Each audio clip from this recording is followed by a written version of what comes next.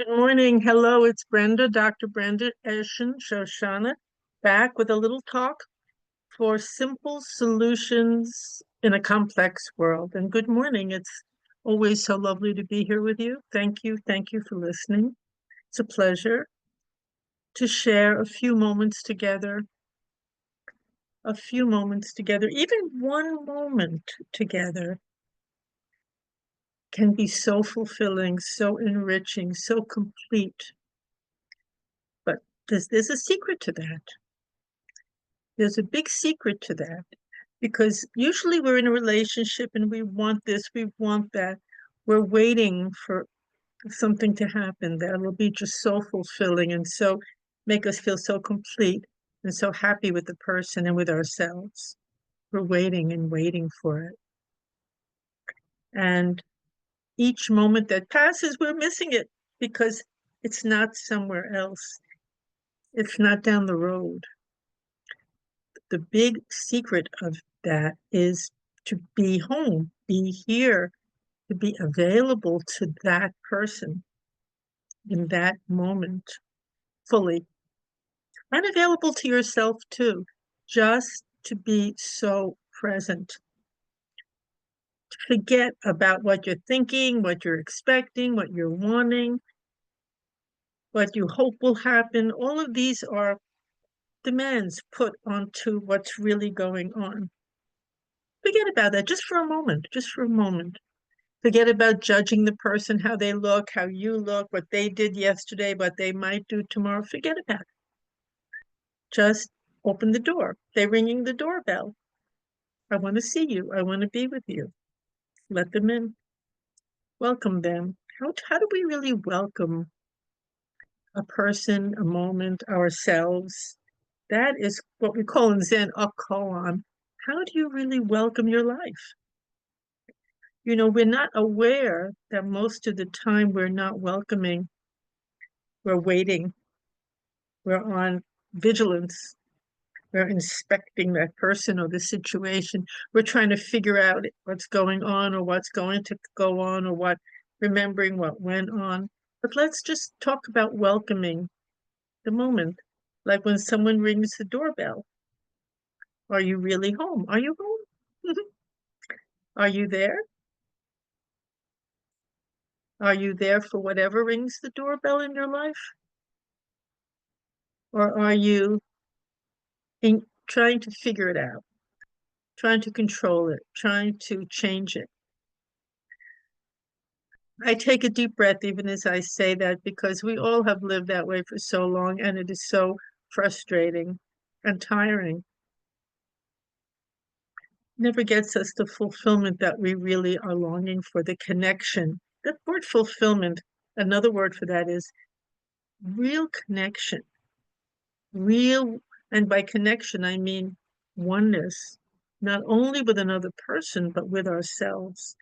The whole moment connects. We've all had those moments. There's no question about it. Everyone has them. They pop up here and there spontaneously, unexpectedly.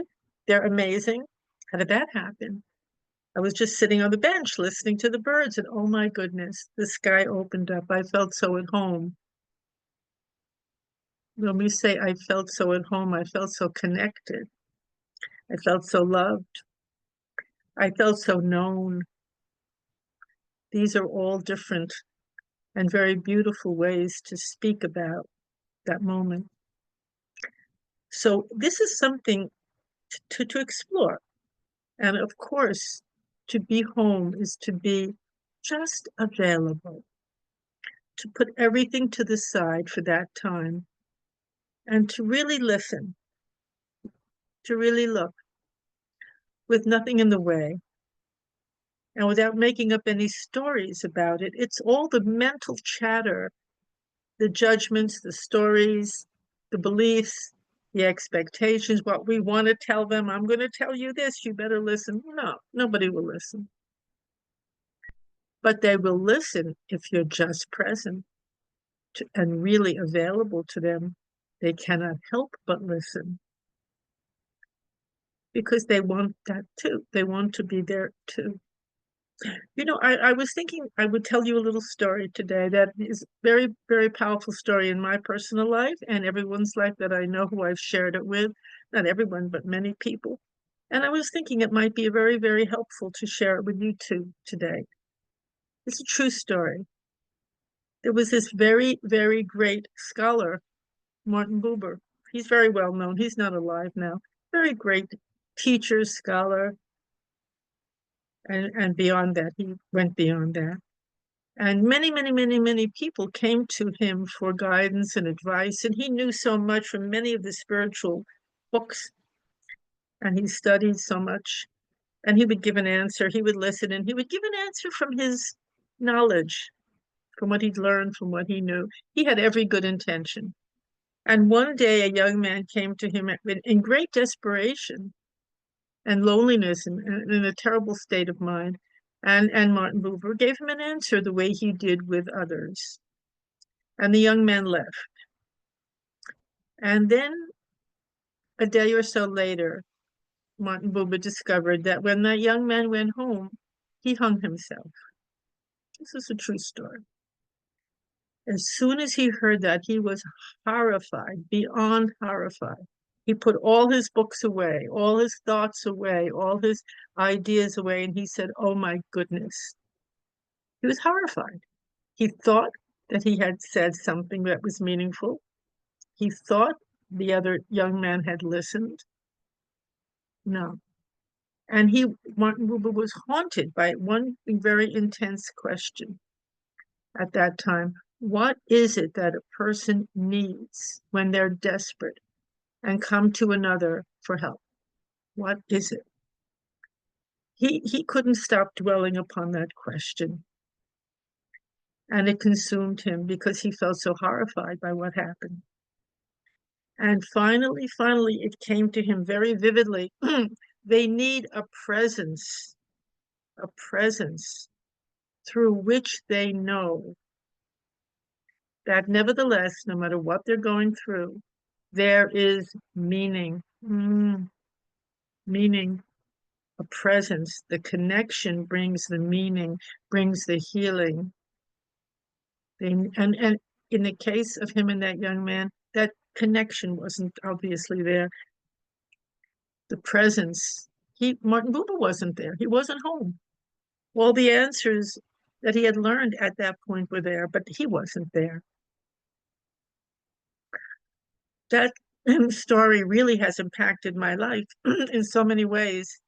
And I really want to share it with you because in that story is the point, are you home? Are you present? Is your beautiful presence available to others? Excuse me. And we all have a beautiful presence, every one of us. But where is it? Are you home when someone rings the doorbell? So I love that story and I wanted to offer it as a gift because it is a gift. It's a gift to meet someone who is really there and really listening and not just sharing preconceived ideas and thoughts. It's who they are that makes the difference, not what they say. Thank you so much for listening today. And I wish you a beautiful, beautiful week. I'll be back very soon. Take good care.